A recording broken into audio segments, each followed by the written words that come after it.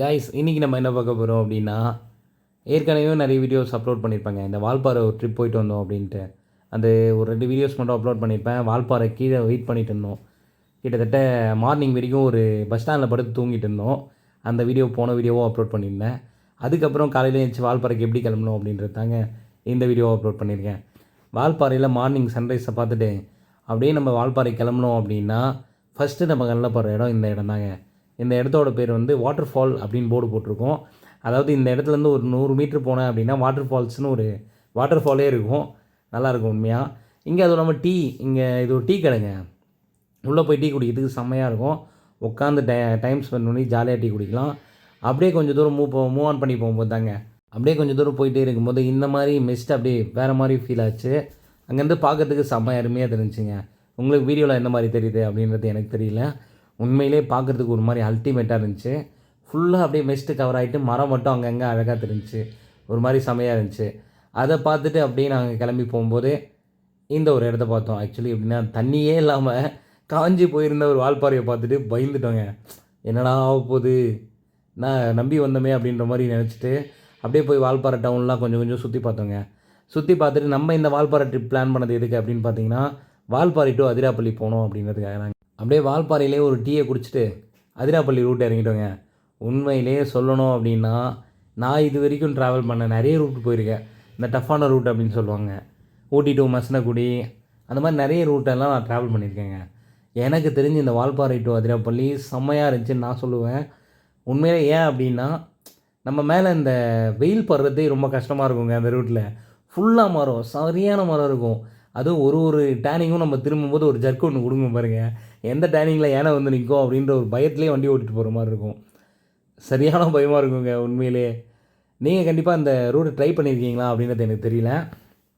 Suppose நீங்கள் travel பண்ணோம் அப்படின்னு நினச்சிங்கன்னா கண்டிப்பாக இந்த ரூட்டை ஒரு வாட்டி ட்ரை பண்ணி பாருங்கள். எனக்கு தெரிஞ்சு செம்ம அல்டிமேட்டுங்க. பைக்கில் போகிறதுக்கு சும்மா மஸ்ட்டு ரூட்டுங்க.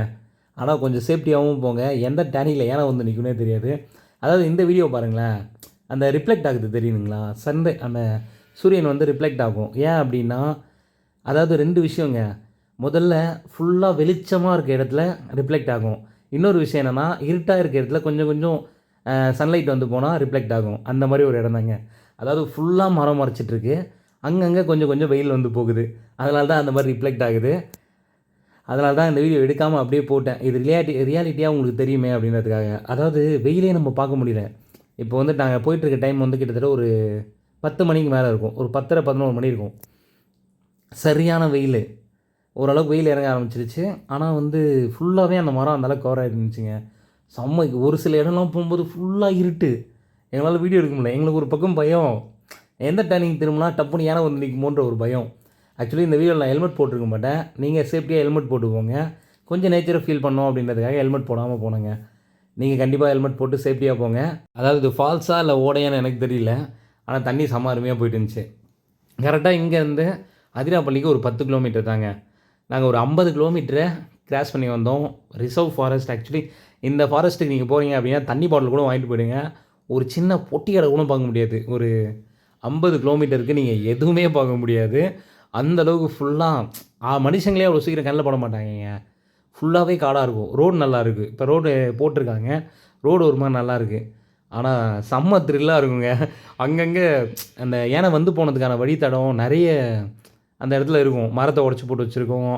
அந்த மாதிரி யானை சாணி இருக்கும். அந்த மாதிரி நிறைய இருக்கும் ரோடு ஃபுல்லாக. அதனால் வந்து நம்மளுக்கு ஒரு மாதிரி ஜர்க்கு கொடுத்துட்டே இருக்கும் அந்த வழியில் போகிறதுக்கு.